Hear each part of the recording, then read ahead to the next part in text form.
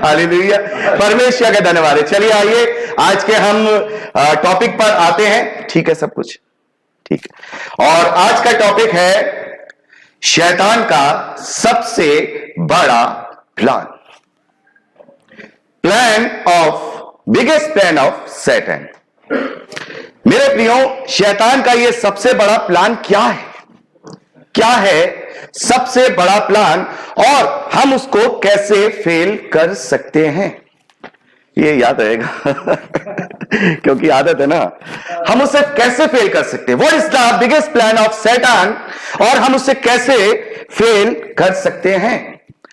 मेरे प्यारे भाई बहनों, सबसे पहले हम वचन पढ़ेंगे, आप लोग लिख सकते हैं। यूहन्ना का सुसमाचार उसका 17वां अध्याय उसके 20वें वचन से लेकर के 23वें वचन तक। यूहन्ना रचित सुसमाचार उसका 17वां अध्याय 20वें वचन से लेकर के 33वें वचन तक। मैं केवल इन्हीं के लिए विनती नहीं करता, परंतु उनके लिए भी जो इनके वचन के द्वारा मुझ पर विश्वास करेंगे कि वे सब एक हों।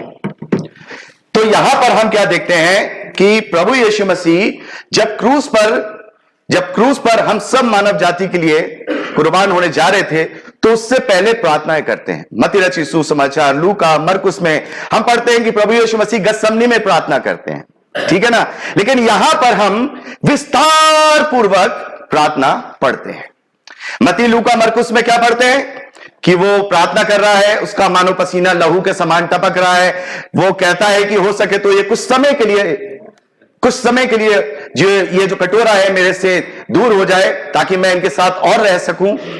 लेकिन प्रभु कहते हैं मेरी नहीं वरन तेरी ही इच्छा पूरी हो। लेकिन वहां केवल इतनी ही, वो जो गतसमनी की जो बात है, वहां केवल इतनी सी ही बात वहां पे की गई थी। लेकिन यहां पर विस्तार पूर्वक उस रात की प्रार्थना को लिखा गया है। और प्रभु यीशु मसीह ने सबसे पहले अपने चेलों के लिए प्रार्थना किया और उसके बाद अपने विश्वासियों के लिए प्रार्थना किया। और प्रार्थना करते समय प्रभु यीशु मसीह कहते हैं, मैं केवल इन चेलों के लिए ही नहीं विनती करता, परंतु उनके लिए भी जो इनके वचन के द्वारा मुझ पर विश्वास करेंगे कि वह सब एक हो। क्या लिखा है? वह सब एक हो, वह सब एक हो। प्रभु ने चेलों के लिए, अच्छा कोई भी, प्रभु ने चेलों के लिए क्या प्रार्थना किया था इससे पहले बताइए? प्रभु ने चेलों के लिए 17वें अध्याय में क्या प्रार्थना किया था? ये तो विश्वासियों के लिए प्रार्थना कर रहे हैं, लेकिन चेलों के लिए क्या किया था? फ्रंट लाइन, हे पिता इन्हें उस दुष्ट से बचा, हे पिता इन्हें उस दुष्ट से बचा। लेकिन प्रभु यीशु मसीह अपने विश्वास करने वालों के लिए एक प्रार्थना कर रहे हैं। क्या कर रहे हैं? ये सब एक हो। कुछ समझ में आया? ये सब एक हो, जैसा पिता मुझ में है और मैं तुझ में हूं, वैसे ही वे भी हम में हो, इसलिए कि जगत प्रीति करे कि तूने ही मुझे भेजा है। प्रभु यीशु मसीह कहते हैं कि मैं प्रार्थना करता हूं कि ये एक हो। तो इस वचन में एक होना क्या है? इस वचन में एक होना क्या है? इफिसियों की पत्री उसका 4था अध्याय, इफिसियों की पत्री उसका 4था अध्याय उसके पहले वचन से लेकर 6ठे वचन तक यहां पौलुस ने बहुत अच्छे से बताया है। सो मैं यहां दूसरे वचन से पढ़ रहा हूं।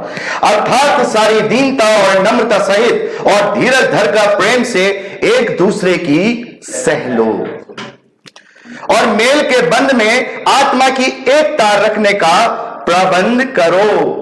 और मेल के बंधन में आत्मा की एकता रखने का यत्न करो। एक ही देह है, एक ही आत्मा, जैसे जो तुम बुलाए गए थे और अपने बुलाए जाने से एक ही आशा, एक ही प्रभु, एक ही विश्वास, एक ही बपतिस्मा। हालेलुया। तो यहां शैतान का सबसे बड़ा प्लान यही है पिछले 2000 साल से। सबसे बड़ा प्लान क्या प्लान है? ना एक बपतिस्मा हो, ना एक विश्वास हो, ना एक बाइबल हो, ना एक बॉडी ऑफ क्राइस्ट हो। 1v4 नहीं होना चाहिए। यह शैतान का सबसे बड़ा प्लान है। और यह प्लान जब से प्रभु यीशु मसीह का स्वर्ग आरोहण हुआ है तब से कलीसिया में शुरू हो गया। क्या हम नहीं पढ़ते? क्या हम नहीं पढ़ते? हम पत्रियों में पढ़ते हैं। पौलुस का सबसे बड़ा दुख यही है। पौलुस समझाते समझाते समझाते समझाते, ऐसा मत करो, वैसा मत करो, ये मत सोचो, देखो मैं ऐसा नहीं हूं, देखो वो वैसा नहीं है। ये तो करता रहा पौलुस। पौलुस की पत्रियों में हम यही तो पढ़ते हैं, और क्या है? और उनका आईना हम है, उनका आईना हम है। तो शैतान का सबसे बड़ा प्लान यही है कि एक बपतिस्मा नहीं हो, एक बॉडी ऑफ क्राइस्ट नहीं हो, एक बाइबल नहीं हो, एक विश्वास नहीं हो। आज शैतान ने हमें अलग अलग बपतिस्मे में बांट दिया है। कोई छींट का बपतिस्मा देता है, कोई डूब का बपतिस्मा देता है, कोई झंडे का बपतिस्मा देता है, कोई धूप का बपतिस्मा भी चल गया मेरे ख्याल से आजकल, है ना? आग का बपतिस्मा। एक विश्वास है नहीं, इतनी सारी डिनोमिनेशन है, 30,000 से ज्यादा डिनोमिनेशन है। एक विश्वास कैसे है? अगर एक ही विश्वास है तो दूसरी डिनोमिनेशन का व्यक्ति दूसरी डिनोमिनेशन को होली कम्युनियन क्यों नहीं देता? क्यों नहीं देता? फिर एक विश्वास है ही नहीं। अगर एक विश्वास है, मैंने कहा यस, मैं बिलीव करता हूं, मैं प्रभु यीशु मसीह का अपना पर्सनल उद्धारकर्ता मैं स्वीकार करता हूं, और मैं ये मानता हूं, और ये मैं मानता हूं कि वो मेरे लिए मरा, मेरे लिए गाड़ा गया और मेरे लिए 30वें दिन जी उठा, तो हालेलुया, मैं सैल्वेशन पा चुका। और अगर मैं ये कहता हूं तो फिर एक विश्वास को 30,000 जगहों में बांटने वाला कौन है? कौन है 30,000 को बांटने वाला? शैतान, the biggest plan of Satan. आगे हम देखते हैं कि वे मसीह की देह को बांटना चाहता है ताकि प्रभु की भेड़ें तितर बितर होकर भटक जाए, और उसके लिए उसने एक प्लान बनाया। अब देखिए, प्लान तो हम समझ गए। प्लान समझने से क्या होता है? प्लान को अगर हम एक सेकेंड क्लिप, अगर हम प्लान जान जाए, हमने प्लान जान लिया, इंडिया पाकिस्तान का मैच हो रहा है और पाकिस्तान ने जान लिया इंडिया का प्लान है हमें हराना, तो क्या उससे हो जाएगा कुछ? वो तो हर टीम चाहती है हराना। हम तो जान गए वो मेरा दुश्मन है, वो मेरा शत्रु है, वो मुझ पर अटैक करेगा। जान गए। बचोगे कैसे? बचोगे कैसे? बचोगे ऐसे जब आपको पता हो कि वो प्लान पूरा कैसे करेगा, आपको उसकी स्ट्रेटजी पता हो कि वो किस तरीके से मुझ पर अटैक करेगा। तो इसको प्लान को पूरा करने के लिए शैतान ने क्या किया? शैतान ने क्या किया? प्लान क्या है जो वो कलीसिया के अंदर उसने घुसपैठ किया? दूसरा कुरिन्थियों 11वां अध्याय उसके 2 वचन और 3 वचन में लिखा है, बड़े ध्यान से। यहां पौलुस कह रहे हैं क्योंकि मैं तुम्हारे विषय में परमेश्वरीय धुन लगाए रहता हूं कि पौलुस कह रहे हैं, मैंने तुम्हारी एक ही पुरुष के साथ बात लगाई है कि मैं तुम्हें पवित्र कुंवारी के समान मसीह को सौंप दूं, परंतु डरता हूं कि जैसे सांप ने अपनी चतुराई में हव्वा को बहकाया, वैसे ही तुम्हारे मन उस सीधाई और पवित्रता से जो मसीह के साथ होनी चाहिए कहीं भ्रष्ट ना की जाए। उसने क्या किया? उसका प्लान उसने क्या किया? पौलुस कह रहा है कि मैंने तो तुम्हारी एक ही पुरुष के साथ बात लगाई है। NIV में लिखा है वन हस्बैंड, एक ही हस्बैंड के साथ। और मैं चाहता हूं कि जब मैं तुम्हें उसे सौंपूं तब तक तुम पवित्र रहो। हालेलुया। हम कौन है? मसीह की दुल्हन। कौन सी वाली? हरे होने वाली। कौन सी वाली? होने वाली। इजरायली कौन थे? पत्नी। कौन सी वाली? तलाक दी हुई। हालेलुया। हम कौन से हैं? हम कौन सी दुल्हन है? होने वाली। हुए नहीं है। तो पौलुस यही कह रहा है, मैंने तुम्हारी बात चला दी है। खोलना बेटा।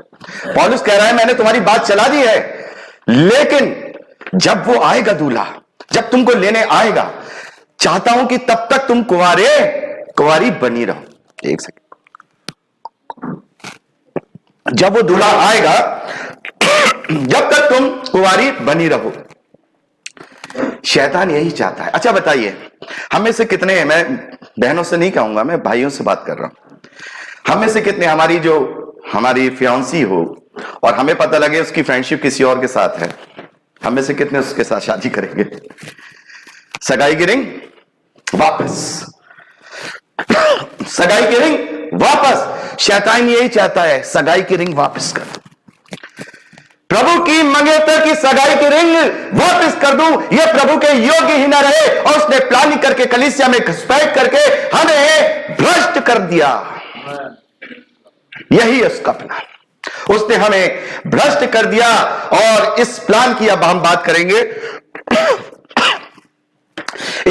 इस प्लान की हम जो प्रमुख स्ट्रेटजी है वो हम बात करेंगे। वो क्या है, वो किस तरीके से हमें अपनी फूट डाल करके कैसे वो हमें अलग करता है। सबसे पहला है फूट डालना।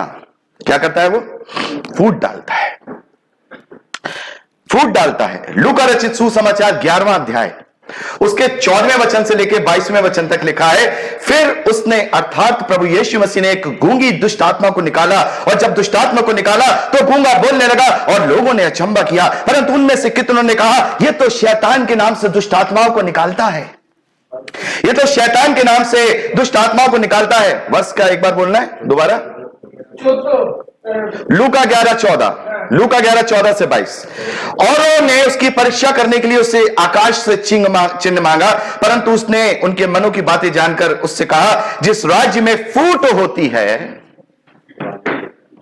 बड़े ध्यान से। एक्चुअली हुआ क्या, प्रभु यीशु मसीह जब बड़े बड़े आश्चर्य काम करते थे तो जो शास्त्री थे, फरीसी थे, बड़े बड़े लोग थे, वो उसके खिलाफ बोला करते थे और कहते थे, अरे नहीं, यह पवित्र आत्मा से नहीं करता, यह तो शैतान की तरफ से है। तब प्रभु यीशु मसीह उन्हें जवाब देते हैं कि अगर शैतान ही शैतान के खिलाफ हो जाएगा तो उसके राज्य में फूट हो जाएगी, और जिस राज्य में फूट होती है वो राज्य है ना। प्रभु ने यह बात कही, शैतान तो बड़ा चालाक था, सुन ली। प्रभु ने बात कही अपने चेलों से, शैतान बड़ा चालाक था, उसने सुन ली। अच्छा, तो तेरे राज्य में भी फूट डालूंगा, तेरे राज्य में भी फूट डालूंगा। पहली सदी की कलीसिया एक साथ हम निवाला हम प्याला होती थी, एक साथ एक दूसरे के साथ काउंसलिंग करती थी, कहीं भी कोई विवाद होता था एक साथ खड़े होते थे, एक साथ बैठा करते थे, उसका सॉल्यूशन निकाला करते थे। लेकिन आज 300 साल के बाद, प्रभु यीशु मसीह के 300 साल के बाद केवल एक बात पे बढ़ गए, केवल एक बात पे बढ़ गए। और वो बात क्या थी कि 72 होंगी या 66 होंगी। किस बात पे बढ़ गए कि 72 होंगी कि 66 होंगी। एक बोला 72 होंगी, एक ने बोला नहीं 72 नहीं होंगी, उससे भी ज्यादा होंगी, 84 होंगी। एक ने कहा 84 होंगी, एक ने कहा 72 होंगी, एक ने कहा नहीं 66 होंगी। क्यों? जब उस वक्त बाइबल को कंपोज किया जा रहा था, कौन से टाइम के बाद, उस वक्त एक ग्रुप ने बोला हम 84 मानेंगे, 84 किताबों को मानेंगे, एक ने कहा 72 किताबों को मानेंगे, एक ने कहा 66 किताबों को मानेंगे। सबसे पहला डिवीजन, सबसे पहला फूट डाल दी। किस बात के लिए? किस बात के लिए? आज भी हम यही है ना, आज भी हम यही है ना, वही है ना। अगर आज हम प्रोजेक्ट अवेयरनेस से किसी को सिखाने जाते हैं, प्रोजेक्ट अवेयरनेस से किसी को बताने जाते हैं, वो व्यक्ति पलट के हमसे अपनी बात कहने लगता है। जानते हैं क्यों? यह विवाद क्यों हुआ? यह विवाद क्यों हुआ? क्यों हुआ विवाद? इसलिए यह विवाद हुआ क्योंकि लोगों ने अपने मन को चलाया, अपनी बुद्धि को चलाया, पवित्र आत्मा की प्रेरणा को नहीं चलाया। क्या पवित्र आत्मा 3 अलग बातें करेगा? कोई मुझे बता सकता है? क्या पवित्र आत्मा 3 अलग अलग ग्रुप से बोलेगा तुम सही हो, तुम सही हो, या तुम सब सही हो? पवित्र आत्मा किसी एक से ही बोलेगा तुम सही हो, या फिर वो किसी से नहीं बोलेगा, या फिर वो किसी से नहीं बोलेगा। वो ये नहीं कहेगा कि ये डिनोमिनेशन सही है, वो डिनोमिनेशन सही है, वो डिनोमिनेशन सही है, वो डिनोमिनेशन सही है। या तो वो किसी एक को कहेगा ये मेरी कलीसिया है, या वो किसी को भी नहीं कहेगा कि कोई भी मेरी कलीसिया नहीं। ये नहीं हो सकता कि वो 72 वालों को भी ले जाए और वो 66 वालों को भी ले जाए, वो 84 वालों को भी ले जाए। ऐसा नहीं हो सकता। तो सबसे पहला उसका फूट डालना है, और वो फूट डाल करके हमें अलग अलग बातों में, अलग अलग जगहों में फंसाता चला गया। और कैसे कैसे ये सब हुआ है, अभी हम इसके विषय में बात करेंगे, लेकिन पहले उसकी स्ट्रेटेजी देखें। पहला है फूट डालो। अंग्रेजों की भी यही थी ना, अंग्रेजों ने भी शैतान से सीखी, डिवाइड एंड रूल, फूट डालना, और उसने फूट डाली। और 17वें वचन में लिखा है कि जिस राज्य में फूट होती है वह राज्य उखड़ जाता है, जिस घर में फूट होती है वह नाश हो जाता है। और आज फूट है, आज फूट है। जानते क्यों? क्योंकि प्रभु का झंडा कोई लेके नहीं चल रहा। प्रभु के झंडे को कोई लेके चलना ही नहीं चाहता। डिनोमिनेशन के झंडे को लेके चलते। मैं इस डिनोमिनेशन का हूं। कलकत्ता में हम गए थे, कलकत्ता में हम गए, वहां पर भाई अनुराग ने हमारे लिए कुछ घूमने फिरने का इंतजाम किया था। एक होटल में हम ठहरे हुए थे अनुराग भाई के साथ। और जब वहां से चलने लगे तो मैंने किसी का फोन आया, मैंने कहा प्रेज द लॉर्ड। तो रिसेप्शन पे बैठा जो भाई था वो मसीह था। अर्श को पूछता है वो कि आप क्रिश्चियन हो? अर्श ने कहा हाँ मैं क्रिश्चियन हूं। कौन से वाले क्रिश्चियन हो? उसने कहा मेरे को तो पता नहीं कौन कौन से क्रिश्चियन होते, मैं तो मसीह विश्वासी हूं। हालेलुया। तो मैंने सोचा 14 साल के बच्चे को पता है, हमें नहीं पता। 14 साल के बच्चे को पता है, हमें नहीं पता। तो हम कैसे कह सकते हैं? ट्रेन में जाते हैं, दो मसीह मिल जाते हैं, हेलो अच्छा आप क्रिश्चियन हैं, आप कौन सी डिनोमिनेशन को, आप कौन से चर्च को बिलोंग करते हैं? हम तो आरसी हैं, आप तो सीएनआई हैं, हम तो मेथोडिस्ट हैं। अरे कौन कहेगा मैं मसीह की दुल्हन हूं?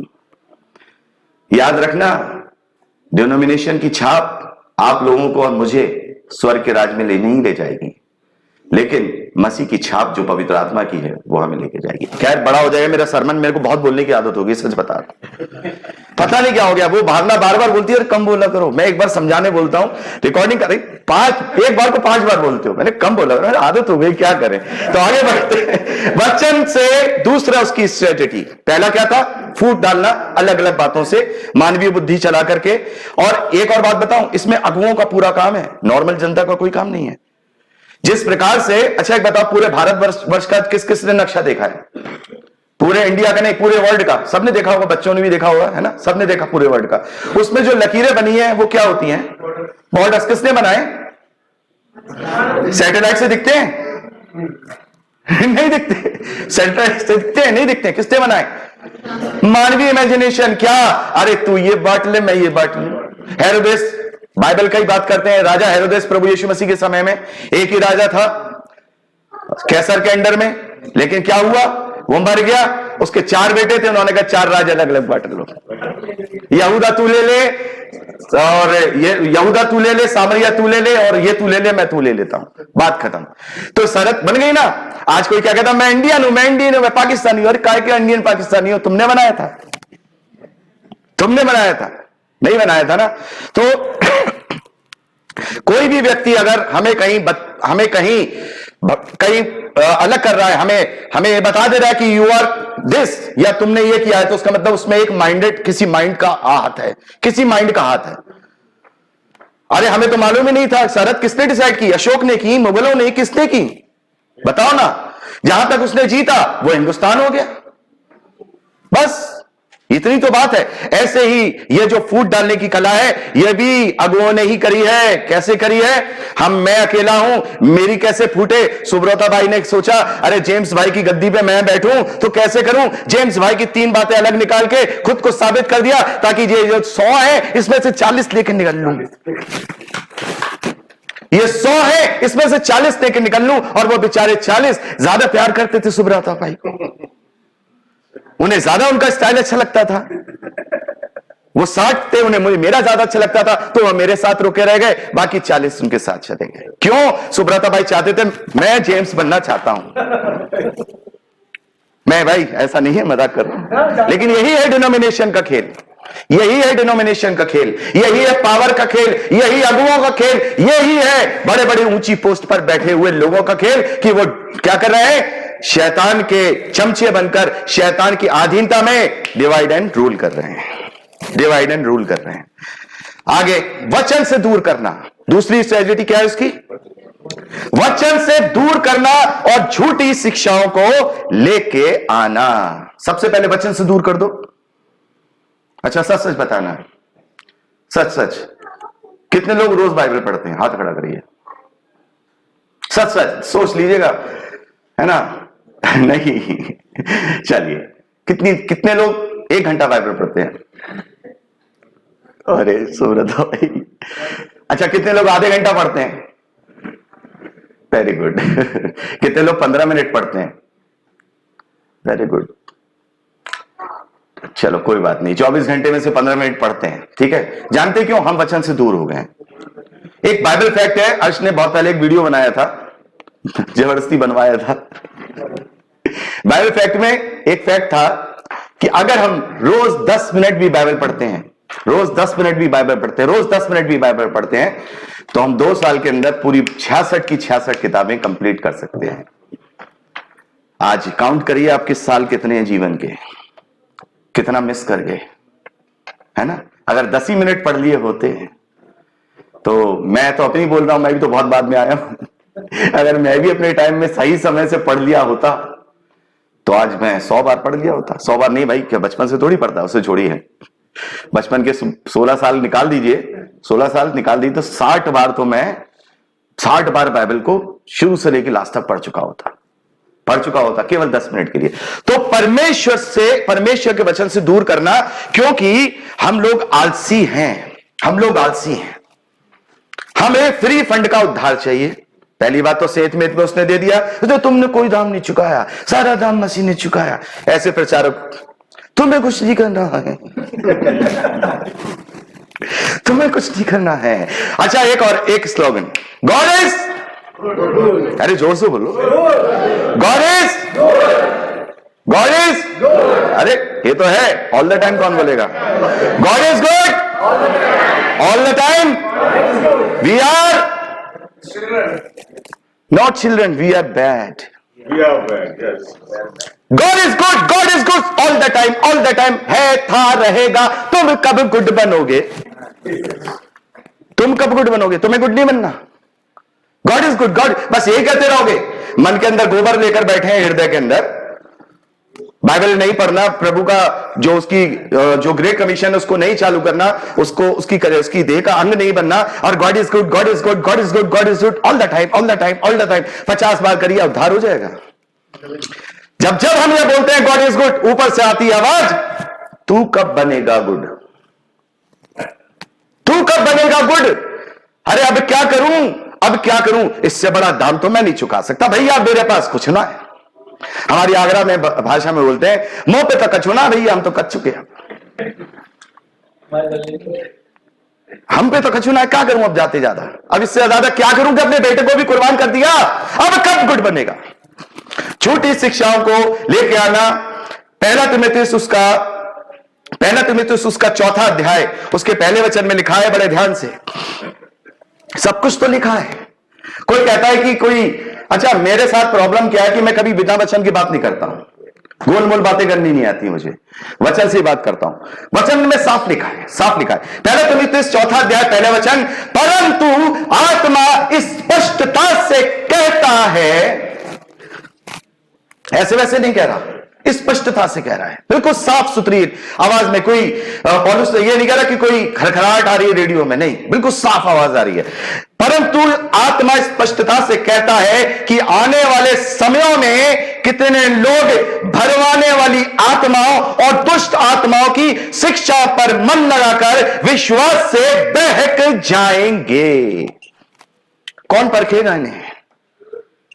कौन परखेगा? अरे हम में और उन लोगों में क्या फर्क है जो बचपन से पैदा हुए? कोई हिंदू परिवार में पैदा हुआ, कोई मसीह परिवार में पैदा हुआ, तो कोई मुसलमान परिवार में पैदा हुआ, तो कोई यहूदी परिवार में, और वो वैसे ही करते जा रहे हैं, वो सारी चीजें वैसे ही करते जा रहे हैं। हम मसीह विश्वासी भी वही हैं, हम मसीह विश्वासी परिवार में पैदा हो गए, हम वो करे जा रहे हैं, जो हमारे चर्च में हो रहा है वही किए जा रहे हैं। लेकिन प्रभु तो कह रहे तुम मेरी आज्ञा मान ही नहीं रहा है। क्या है प्रभु की सबसे बड़ी आज्ञा, बताओ?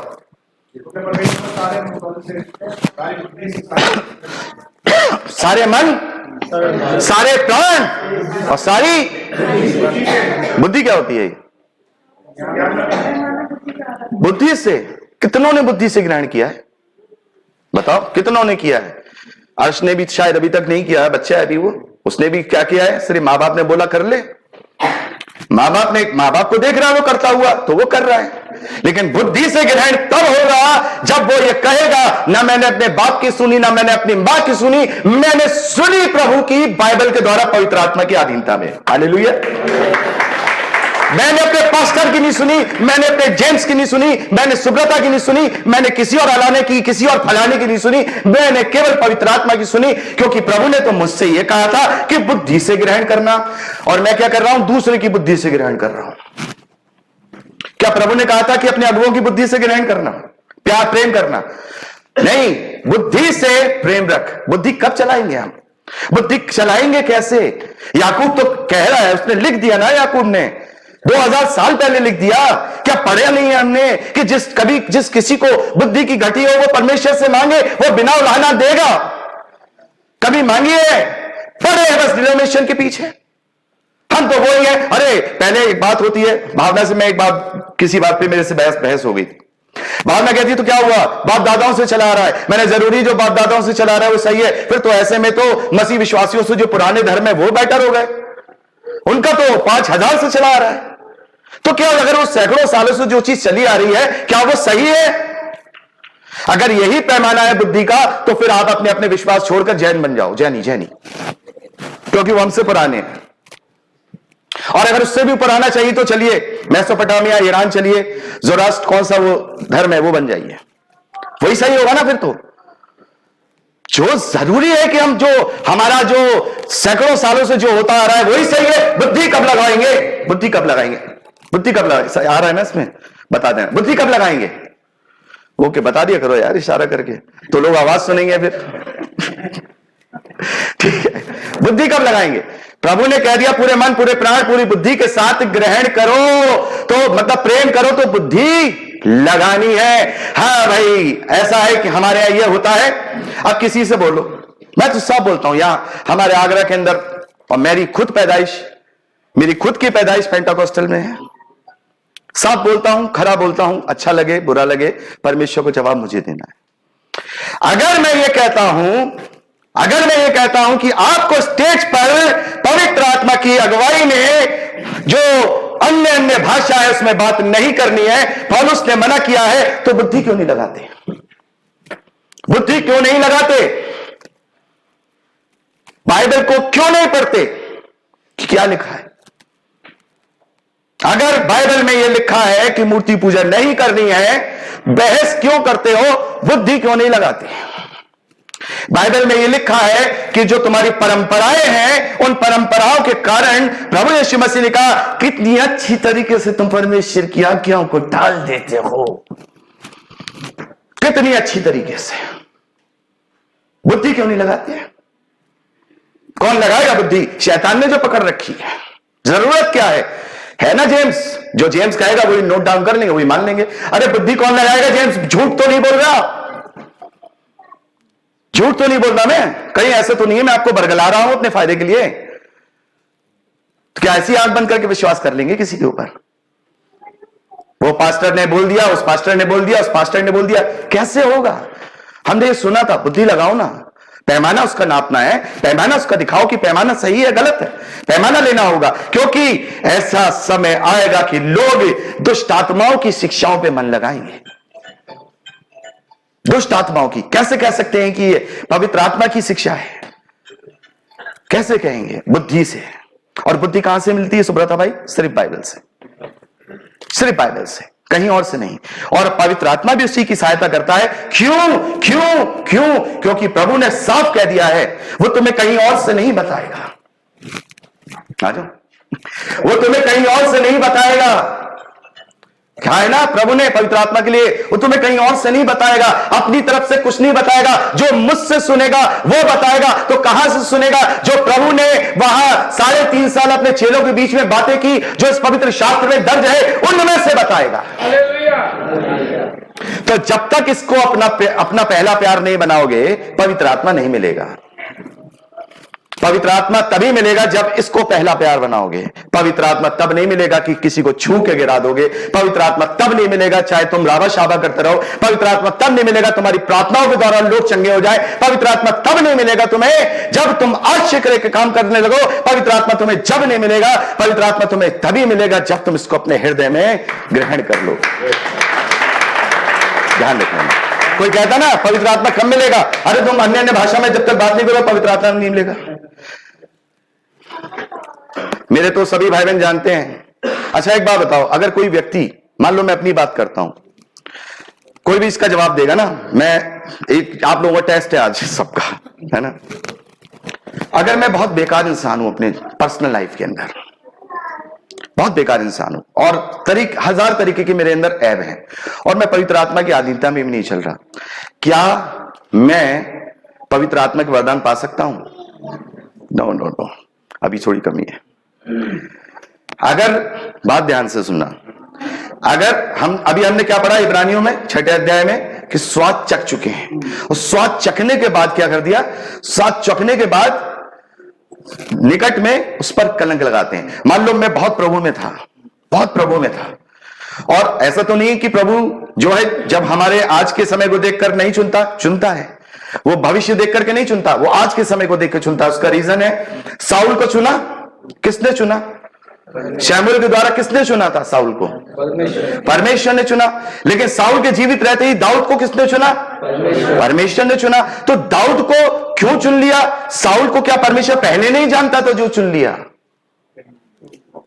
परमेश्वर आज की परिस्थिति को देख करके आपको दान देता है। साउल उस वक्त दीन था। साउल ने शमूएल से कह दिया था, अरे मैं क्या करूंगा, मैं नहीं कर सकता हूं, ये सब चीज मेरे से नहीं होगा। बहुत दीन था साउल। लेकिन क्या हुआ, जैसे राज मुकुट आया सब खत्म हो गया।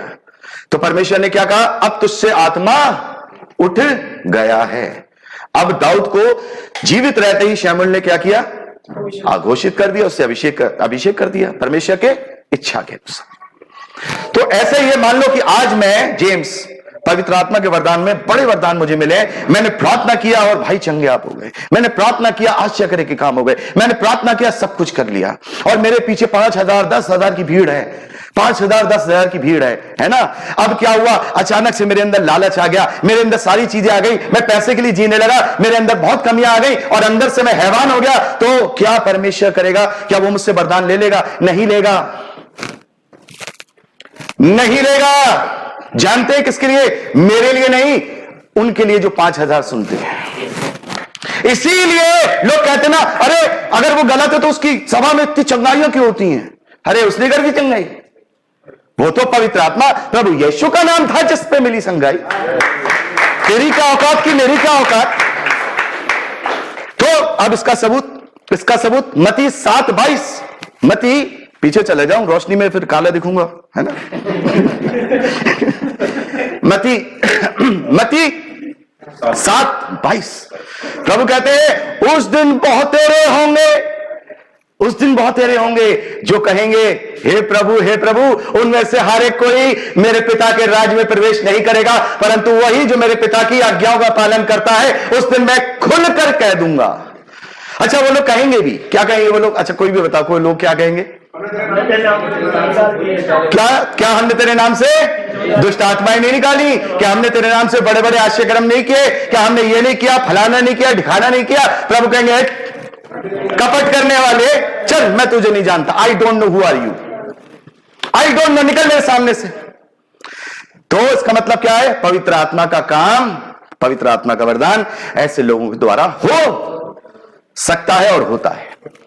तो इसका मतलब यह नहीं है कि वो सही है, क्योंकि एक बेसिक प्रभु यीशु मसीह का एक पैटर्न है। आज वो भी हम जानेंगे, आज मैं छोड़ूंगा नहीं, चिंता मत करिए, 9 बजे खाना खाएंगे। बेसिक पैटर्न है प्रभु का, और बेसिक पैटर्न यह है कि प्रभु यीशु मसीह ने पहले रोटी खिलाई, कौन सी? शारीरिक। कौन सी? शारीरिक। और फिर प्रभु ने क्या कहा जब उसके पीछे, अच्छा प्रभु जानते थे बहुत, प्रभु ने क्या कहा, चलो अब एक काम करो, चलो निकलो यहां से, ये सबरे पीछे भागेंगे। प्रभु कफरनहूम के पार चला गया, और पार चला गया, सारी भीड़ करी, कहां गया इसने तो रोटी खिलाई थी, चलो पकड़ो भागो जल्दी ही रोटी खिलाएगा। पकड़े, प्रभु को पीछा करते करते कफरनहूम की झील पार करके चले गए। वहां प्रभु कहते हैं अरे मैं जानता हूं तुम इसलिए नहीं आए हो कि तुमने मेरे आश्रयक्रम देखे हम उससे कुछ सीखना चाहते हो। अरे तुम तो इसलिए आए हो कि मैंने तुम्हें रोटियां खिलाई थी। तो बुद्धि से हमें काम करना है, हमें बुद्धि से काम करना है। तो मैं पता नहीं, मैं हमेशा भटक जाता हूं, अपने विषय से वापस आऊंगा घूम करके। वचन से दूर करना, झूठी शिक्षाओं पर लोगों को ले जाना, क्योंकि हम बुद्धि से काम नहीं करते हैं। और तीसरा, प्रभु के राज्य के विस्तार को रोकना और कलीसियाओं को बांट देना। किसको? कलीसियाओं को बांट देना।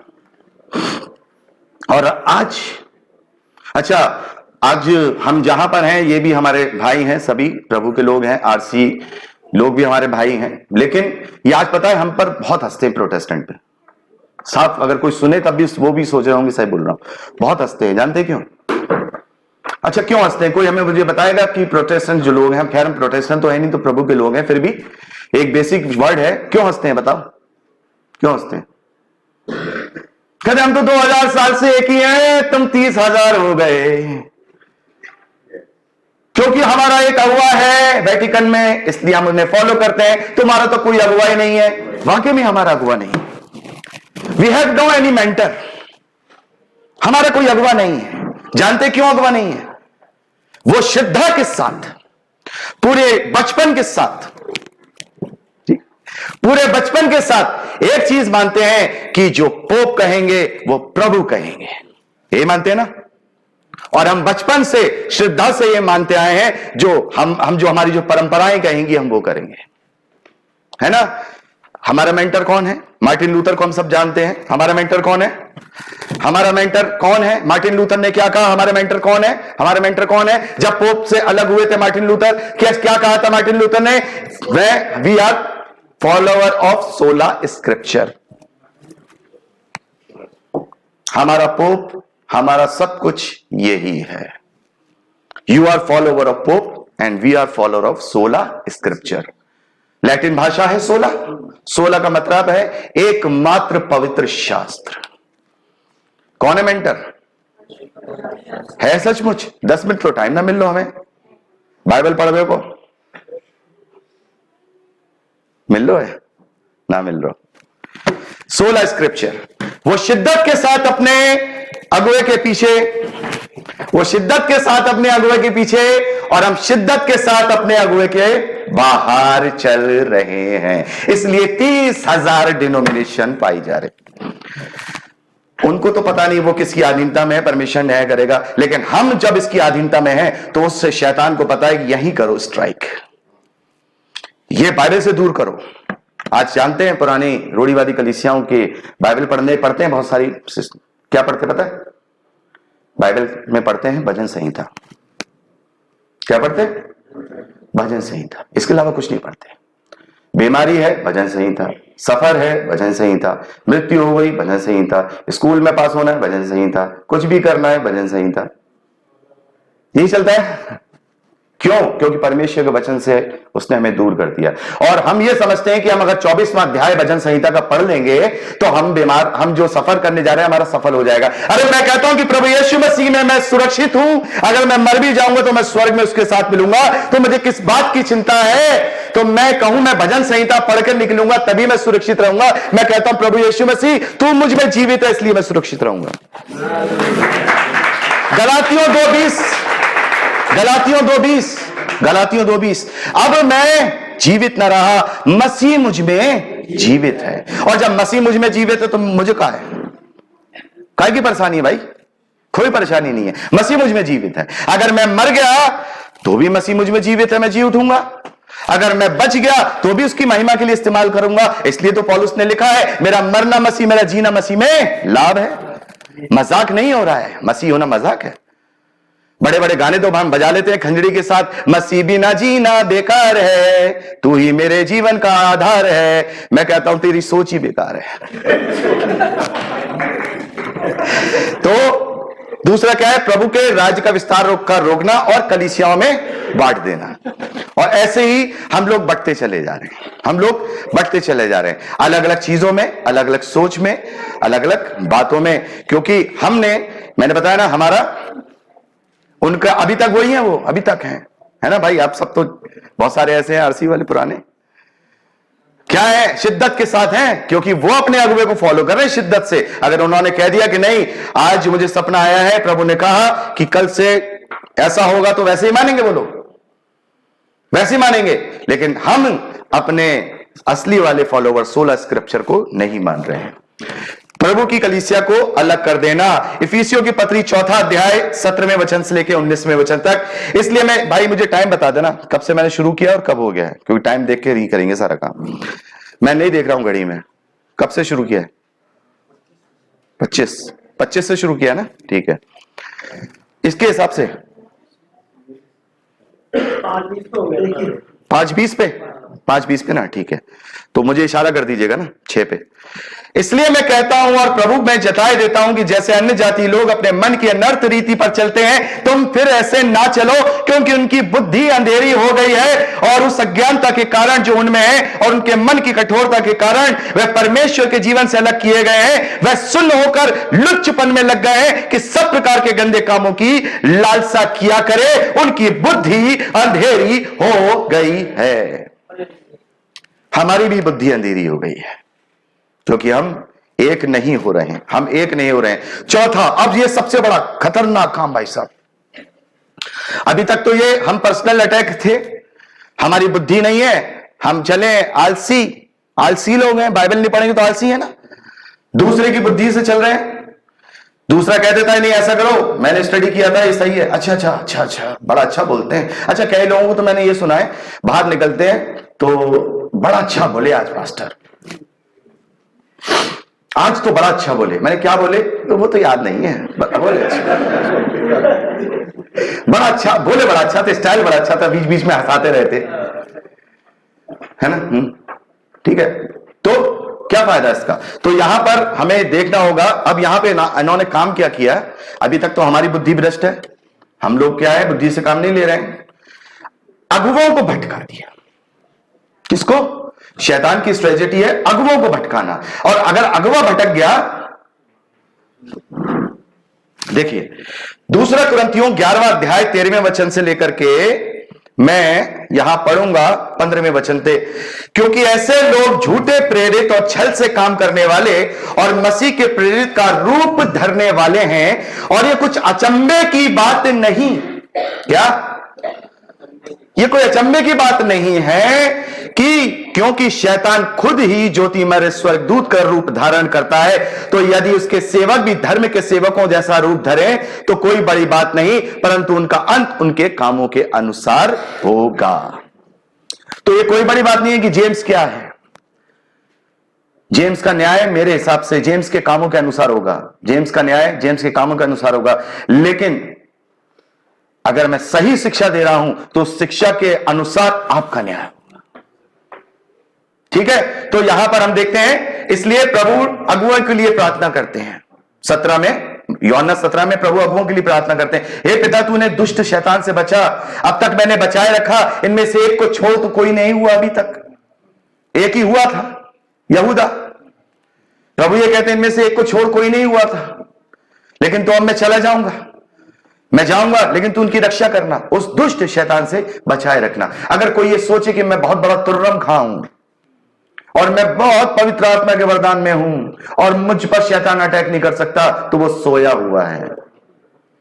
प्रभु ने किसके लिए प्रार्थना की है? चेलों के लिए। चेलों से बढ़कर हम प्रभु की नजर में हो सकते हैं, लेकिन हमारी नजर में तो नहीं है। प्रभु तो हमसे उतना ही प्यार करेगा जितना पतरस से किया है, लेकिन हम अपनी दृष्टि में क्या हम अपने आप को पतरस के समान बना सकते हैं, पौलुस के समान बना सकते हैं? उनकी जैसी धार्मिकता, उनकी जैसा, उनकी परछाई को, उनके कपड़ों को छू कर लोग चंगे हो जाते थे, प्रेरितों का कार्य में पढ़ते हैं, है ना। हम ऐसा हो सकते हैं? नहीं। लेकिन प्रभु किसके लिए कह रहा है? अपने चेलों के लिए प्रार्थना। हम सबके लिए प्रार्थना उसने बाद में की है, उस वक्त चेलों के लिए कर रहा है। हे पिता इन्हें दुष्ट से बचाना। हे पिता, देखिए मैं पढ़ता हूं मैं आगे को जगत में ना रहूंगा परंतु ये जगत में रहेंगे और मैं तेरे पास आता हूं। हे पवित्र पिता, अपने उस नाम से जो तूने मुझे दिया है इनकी रक्षा कर कि वे हमारे समान एक हो। जब मैं उनके साथ था तो मैंने तेरे नाम से जो तूने मुझे दिया था उनकी रक्षा की। मैंने उनकी चौकसी और विनाश के पुत्र को छोड़, कौन है विनाश का पुत्र? यहूदा इस्करियोती, उसको छोड़ उनमें से कोई नाश नहीं हुआ, इसलिए कि पवित्र शास्त्र की बात पूरी हो। परंतु अब मैं तेरे पास आता हूं, ये बातें जगत में कहता हूं कि वे मेरा आनंद अपने आप में पूरा करने पाए।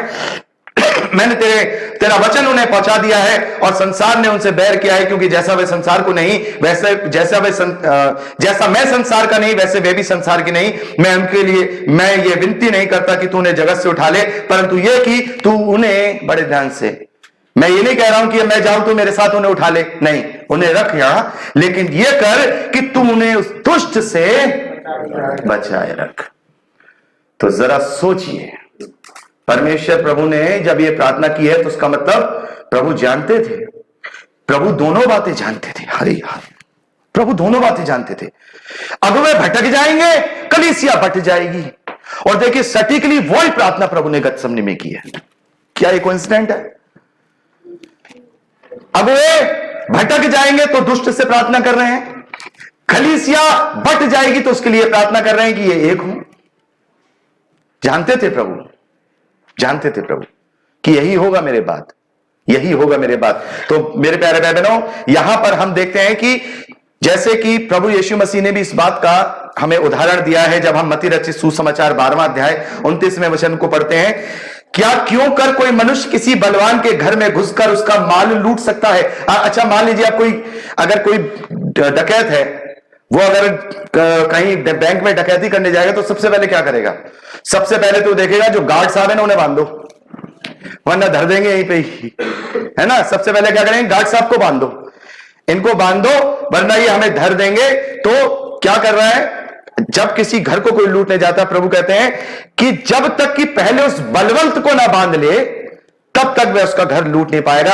और शैतान प्रभु के घर को, उनके बलवंतों को बांध बांध कर लूट रहा है, बांध बांध कर लूट रहा है।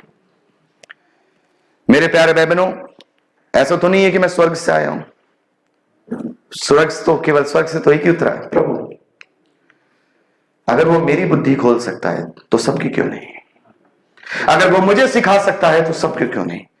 उसने तो कहा तुम्हें एक ही आत्मा से पिलाया गया है, तुम्हें एक ही आत्मा से पिलाया गया है, कोई और अलग आत्मा नहीं है। तुम्हें एक ही चीज दी गई है, तो जो जेम्स को दी जा सकती है वो आपको दी जा सकती है। निसंदेह जो पौलुस को दी गई वो मुझे दी जा सकती है।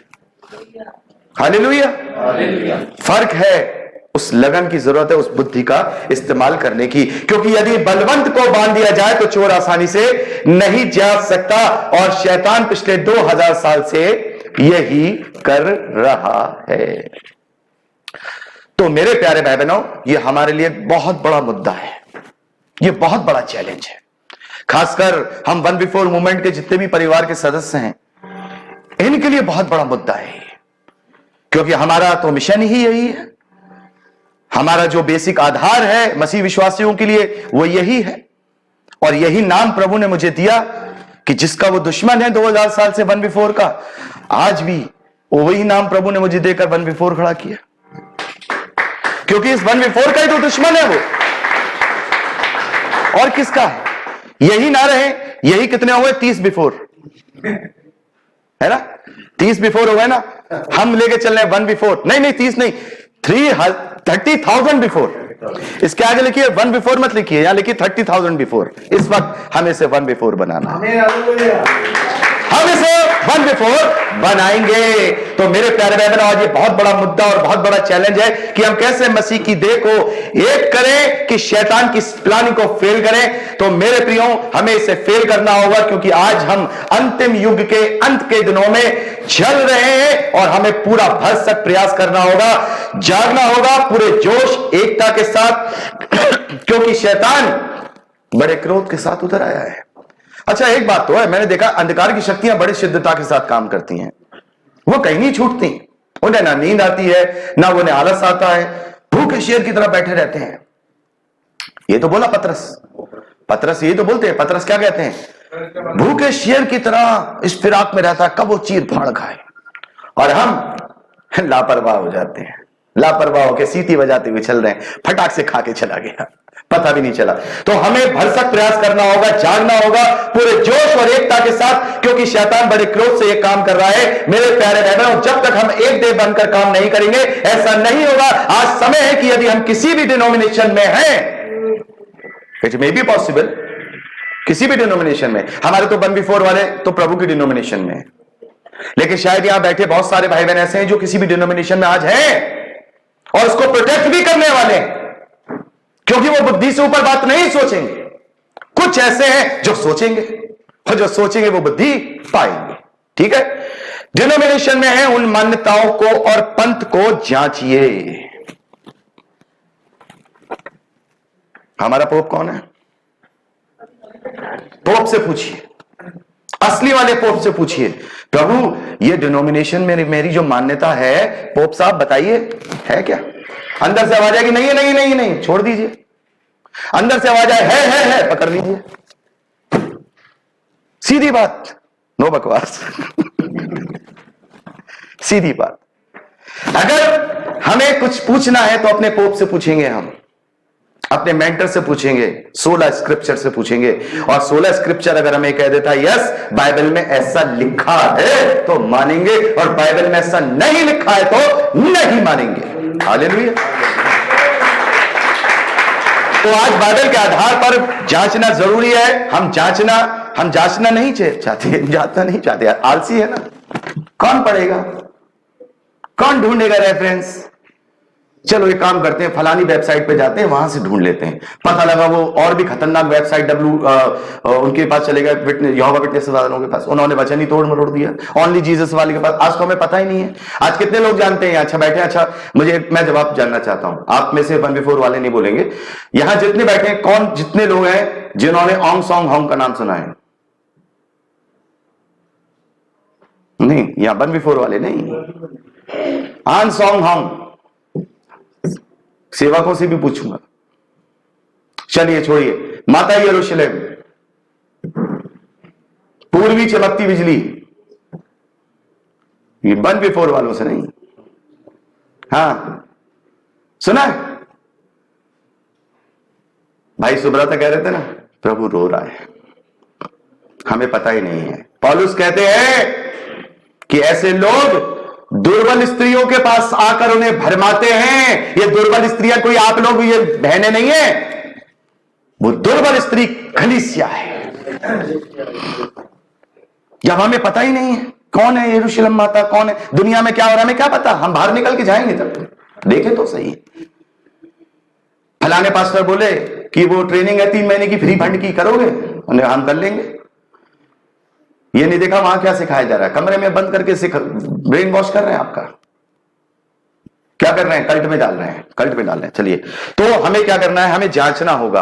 अगर देखिए, अगर आप माता यरूशलेम नहीं जानते तो समझ ली बहुत खतरनाक कल्ट है ये, बहुत खतरनाक कल्ट। बाद में किसी दिन हम बात करेंगे, लेकिन हमारा जानना जरूरी है, क्योंकि जब जानते नहीं तो ना अपने आप को ना किसी को बचा पाएंगे। क्योंकि लोग इसमें इस तरीके से फंस गए हैं। हमारे लोग गवाही दे सकते हैं, भाई अमरजीत नहीं, किसने बात किया था? किसी ने बात किया था, कमल बिंद्रा ने किया था ना, हमने तो नहीं किया है ना। नहीं, हमारी रूबी सिस्टर ने भी बात किया, लेकिन वो आई नहीं है यहां पर। भाई साहब उन्होंने काउंसलिंग करने के लिए फोन किया, उन्हें बहन ने फोन किया काउंसलिंग करने के लिए, तो भाई अगले ने क्या किया, उस बंदे ने अपने अगवे को फोन कर दिया और उल्टा रूबी की काउंसलिंग करने लगा।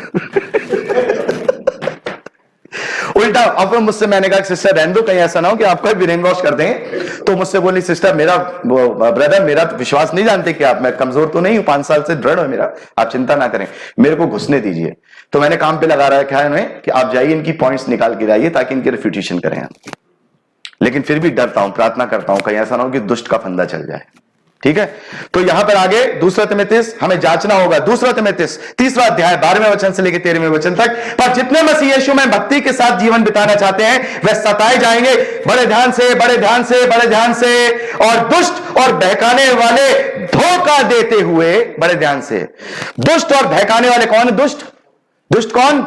शैतान बहकाने वाले, उसकी आत्मिक सेनाएं धोखा देते हुए और धोखा खाते हुए बिगड़ते चले जाएंगे। लेकिन जितने मसीह के संग जीवन बिताना चाहते हैं वो सताए जाएंगे।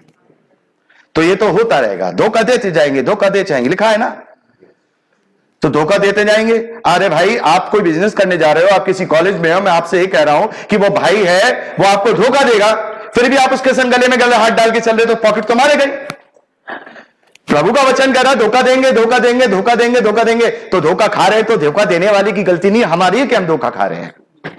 प्रभु नहीं कहेगा, प्रभु माफ नहीं करेगा, प्रभु नहीं कहेगा। प्रभु कहेगा क्या वचन नहीं थे तुम्हारे पास, पढ़ा क्यों नहीं? मैं इंग्लैंड से तो आया नहीं पढ़ के, यहीं से पढ़ा है ना, यहीं से पढ़ा है, सब कुछ यहीं से पढ़ा है। तो मैं ये कहता हूं कि मैं पढ़ाऊं तो आप क्यों नहीं, आप क्यों नहीं? सब पढ़ सकते हैं भाई। और मेरा तो विश्वास है, यहां जो व्हाइट वाले बैठे ना सामने, ये सब जेम्स से भी आगे जाने वाले हैं।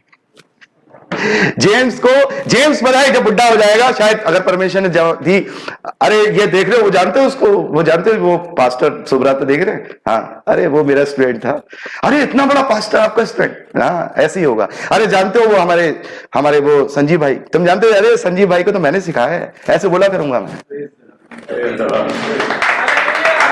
मेरी आप लोगों की पहचान मुझसे नहीं होगी, मेरी पहचान आप लोगों से आमीन होगी, आमीन होगी। और यही मेरा मकसद है, यही मेरा मकसद है।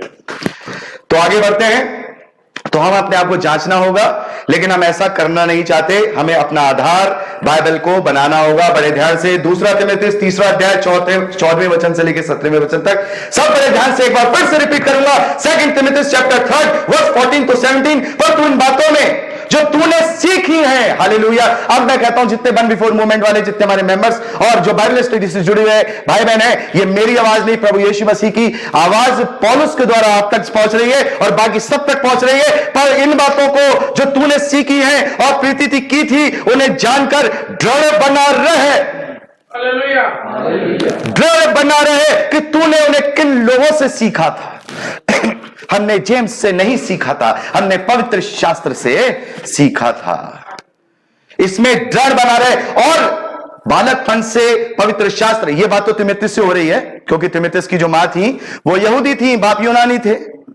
तो मां और नानी यहूदी थी, बाप यूनानी थे, तो वो बचपन से पवित्र शास्त्र उन्हें पढ़ाती थी। तो पौलुस कह रहे हैं कि बचपन से पवित्र शास्त्र सेरा सीखा हुआ है। अब उनको लोगों के लिए, जिन लोगों ने मसीह परिवारों में जन्म लिया है, एक तीमुथियुस बात दो हो रही है। एक वो जिन्होंने सीखा है, एक वो जिन्होंने बचपन से जाना है, बचपन से जाना है। बालकपन से पवित्र शास्त्र तेरा जाना हुआ है। बालकपन से मेरे अंश ने बाइबल को जान लिया। बालकपन से आपके बच्चे भी बाइबल को जानना है। बालकपन से बहुत सारे लोग बाइबल को जानना है। सब जानते हैं बाइबल है, बाइबल है, बाइबल है। तेरा जाना हुआ है, तेरा जाना हुआ है, बचपन से तेरा जाना हुआ है। जो तुझे, बड़े ध्यान से, जो तुझे, ये तेरा बचपन से जाना हुआ है, जो तुझे मसीह पर विश्वास करने से उद्धार प्राप्त करने के लिए, देखिए वचनों पर ध्यान दिया, कितनी बार पढ़ते हैं,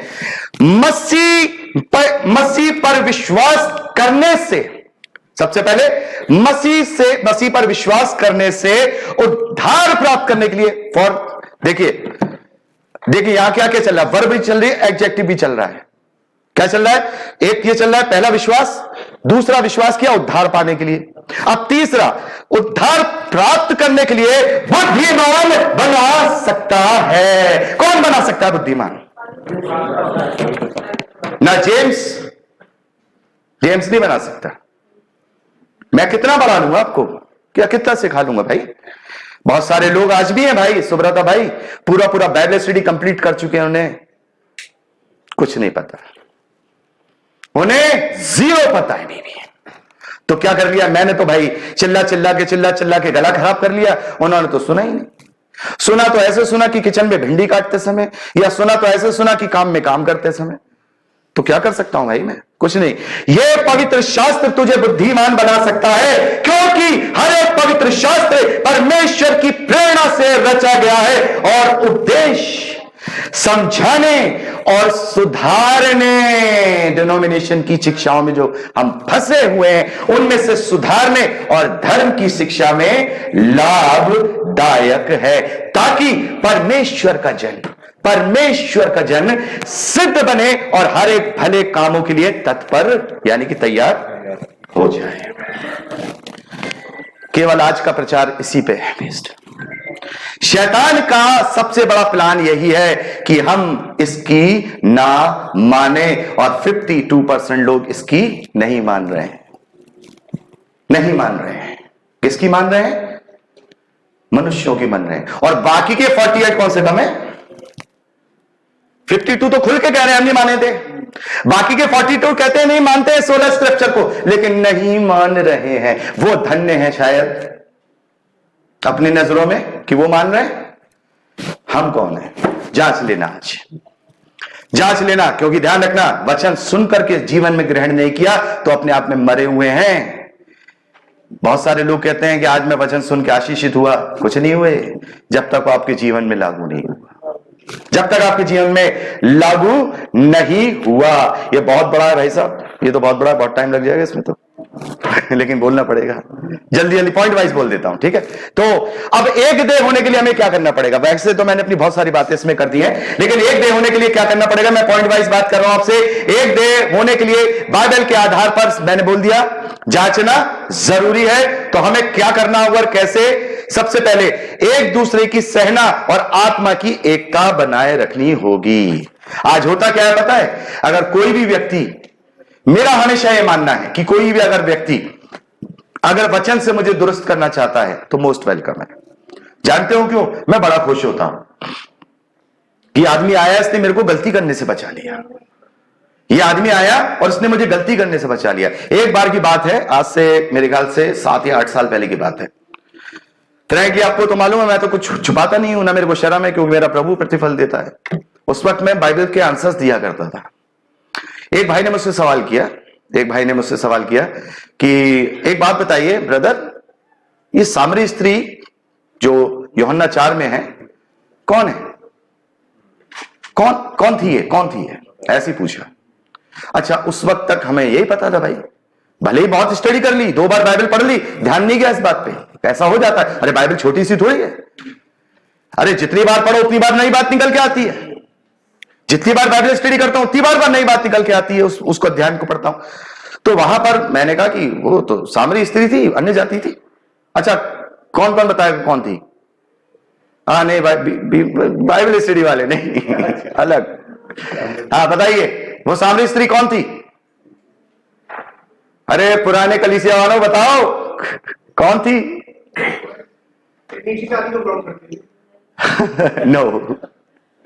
नो, सामरी स्त्री। जब उसने मुझसे कहा, मैंने भी उससे कह दिया वो तो सामरी थी, वो तो अन्य जाति से थी, लेकिन वो सामरी स्त्री अन्य जाति से नहीं थी। अच्छा, मेरे अंदर क्या था? भूख।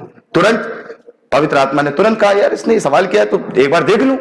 और जब उसे पढ़ने बैठा तो उसका तो पुराना रिश्ता निकल आया, पुराने नियम से। वहां से पता लगा ये सामरी स्त्री अन्य जाति नहीं है, ये सामरी स्त्री उस 10 इजराइल की गोत्रों में से खोई भेड़ों की संतान है, यानी कि याकूब की संतान है।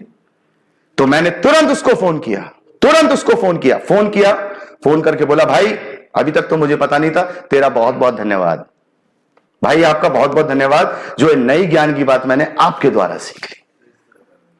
अगर आप मुझसे सवाल नहीं करते, मैं पूछता नहीं। मुझे क्या पड़ी थी फोन करके अपने आप को नीचा करने की, लेकिन नीचा नहीं हुआ। मुझे खुशी हुई कि ऐसे और भी बोलना, कोई बातें हो, अगर कोई कमी लगती तो मुझे बताओ, उस कमी को मैं सही करना चाहता हूं। क्योंकि हो सकता है कि आत्मा की अगुवाई में मैंने 90 बात बोली हो, 10 हो सकता है बुद्धि से बोल दी हो। सुब्रता भाई इस बात के लिए फ्री है कि वो अपने अगुवे को भी टोक सकते हैं। भाई जेम्स, आपने वो बात थोड़ी वचन से नहीं कही थी। ये मेरे कलीसिया के लोग फ्री हैं इस बात के लिए, मेरे नहीं, सॉरी, प्रभु की कलीसिया, मेरे साथ के लोग फ्री है इस बात के लिए हमेशा। तो हमें क्या करना है? आत्मा की एकता को सहना होगा। अगर हमें कोई हमसे कह रहा है, मैं क्या कहना चाहता हूं, जैसे कोई हमसे कह रहा है, उसे सहना होगा। और हमें दूसरों से भी कहना होगा कि आप भी सही है, लड़िए मत। अगर मैं कह रहा हूं ये चीज गलत है बाइबल की, तो लड़ो मत, प्यार मोहब्बत मत खो, लेकिन उसकी सहो और सह करके समझो और सीखो, और फिर जो आत्मा आपकी अगुवाई करे वो करिए। लड़ाई झगड़ाई किस बात का? मैंने देखा है बहुत सारे लोगों से बोलते हैं कि भाई ऐसा मत करो, तो वो फोन काट देते हैं, फोन पे बात करना बंद कर देते हैं। अरे ठीक है, सह लो भाई, है ना। आत्मा की एकता बनाए रखो। दूसरा, एक दूसरे की सहना है। ठीक है। दूसरा, तर्क वितर्क छोड़कर वचन की समझ हमें लेनी होगी। तर्क वितर्क बहुत होते हैं, तर्क वितर्क। अरे भैया मैंने एक क्या बना दिया, आओ बाइबल से जांचे। आप तो जानते हैं मेरा जो प्रोग्राम था आओ बाइबल से जांचे, उसमें मैंने एक बना दिया, क्या बोलते हैं, इन्हीं लोगों का, ठीक है, बना दिया। अब बनाया तो उसके बाद, और बड़ी, आपने तो देखा होगा, मैं तो सभी से प्यार से बात करता हूं, कोई मेरे संदेश में ये नहीं कह सकता आपने ये बात की होगी। उनको सुनने वाले लोगों ने भी ये कमेंट्स किए इसमें कि आज तक हमने बहुत सारे हमारे विरोध में वीडियो देखे, लेकिन आपने जिस तरीके से बात कही है हमें कभी वो बुरी नहीं लगी बात। हम आपको रिफ्यूट कर रहे हैं, मतलब देखिए उनका हक है रिफ्यूट करना। अगर मैं कोई अपनी बात रखता हूं तो वो अपने आप बात को रिफ्यूट करते हैं। अब वहां पे पैदा होता है तर्क। तर्क नहीं करना है किसी भी बात पे। अगर तर्क करना है तो बाइबल के वचन के आधार पर करना है। इस बात पे आधार पे, वचन पे, इस बात पे नहीं करना कि हमारी मान्यता ये कहती है कि ये सालों से चला आ रहा था तो हम तो ये इसलिए करते हैं कि हम तो इसलिए करते हैं। No, no if no but, क्योंकि ये परमेश्वर से, उद्धार से जुड़ा हुआ मामला है। मुझे कहना था, कह दिया, समझना आपका काम है। आप लगाते रहिए तर्क, हम तो इसलिए करते हैं, हम तो ये नहीं करते, हम तो सम्मान देते हैं, हम तो वो करते हैं। कुछ नहीं होगा उससे, याद रखिएगा। जब तक बाइबल को छानोगे नहीं, जब तक बाइबल को छानोगे नहीं, कुछ नहीं होगा, ठीक है। तो तर्क वितर्क छोड़ दो, तर्क वितर्क नहीं करना है। और तीसरा, बाइबल स्टडी। क्या? Bible study with Holi spirit. किसके साथ? बाइबल स्टडी ऐसे नहीं रीडिंग कर ली, बहुत सारे लोगों में देखता हूं रीडिंग करते हैं। साहब एक एग्जाम्पल बताता हूं, अन्य लोगों में प्रभु का वचन क्यों खोलता हूं, ये खोलूंगा। क्या बोले? नमस्ते जी, नमस्ते जी। अब मुसलमान लोग हैं, मुसलमान वो भी ऐसे ही हैं, बोले चले बोले चले बोले चले बोले चले। ठीक है, क्या हुआ? उनको क्या करना है? अच्छा, इनका एक होता है, कुरान को खत्म करते हैं तो उनका कंपटीशन होता है, 3 रात में खत्म करेंगे। एक क्यों होता है कि 1.5 घंटे में खत्म करें। अरे 1.5 घंटे में खत्म करके कौन सा क्या तीर मार लोगे? 1.5 घंटे में। एक ने बोला पूरी बाइबल 1.5 घंटे में समझा दूंगा। पूरी बाइबल 1.5 घंटे में समझा दूंगा। अरे मुझे 1.5 सदी लग जाएगी तो ना समझ पाऊं।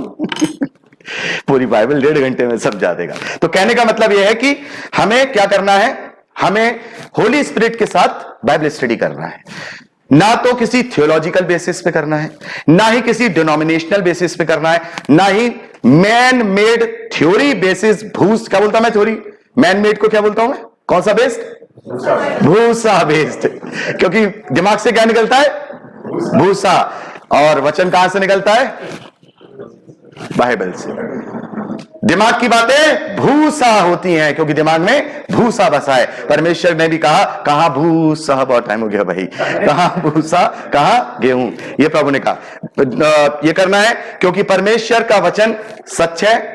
क्योंकि हम पढ़ते हैं भजन संहिता 16वें अध्याय 7वें और 8वें वचन में, परमेश्वर ने अपने बड़े नाम से ज्यादा अपने वचन को महत्व दिया है। अच्छा, यहां पर भी एक भाई ने मुझसे पूछ लिया, दिल्ली के, हमारे नहीं एमपी के भाई थे, निर्मल भाई, कि भाई ये कहां लिखा है? एनआईवी में तो लिखा नहीं है, ये तो नहीं लिखा है एनआईवी में, इंग्लिश की बाइबल में तो ये नहीं लिखा है। वहां तो ये लिखा है कि उसने अपने नाम और अपने वचन को महत्व दिया।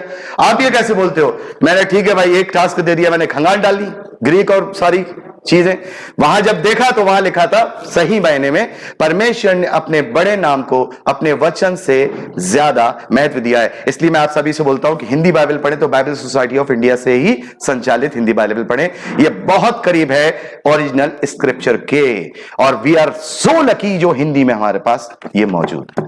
ठीक है, बाकी और ट्रांसलेशन भी अच्छी है, लेकिन ये बेस्ट है जो न्यू ट्रांसलेशन अभी आई है हमारी बाइबल सोसाइटी ऑफ इंडिया से, BSI। अच्छा, ओनली बिब्लिकल बेस्ड। आगे बढ़ते हैं। अब चौथी बात, सबसे आखिरी की बात है। बहुत टाइम हो गया, आप बता ही नहीं रहे हो, सुने जा रहे हो भाई, इतना टाइम हो गया है। चौथी बात, जो दुश्मन है ना, इसको लेके आना है। वन बॉडी नहीं, फिर नहीं, वन बिफोर का मतलब क्या है? एक साथ सब बोलेंगे। वन बिफोर का मतलब क्या है?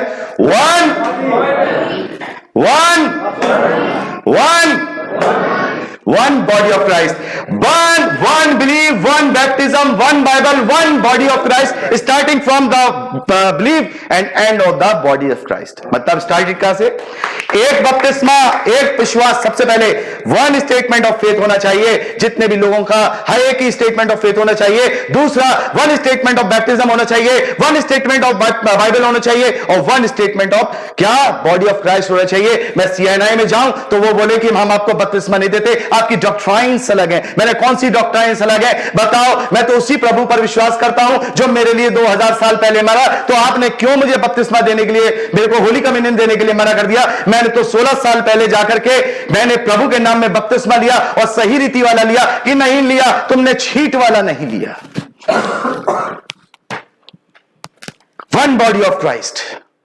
होली कम्युनियन का मतलब नहीं जानते, जिसको जानना है कल का संडे का सरमन सुन लेना, अगर जिंदा रहा तो जरूर सुनाऊंगा।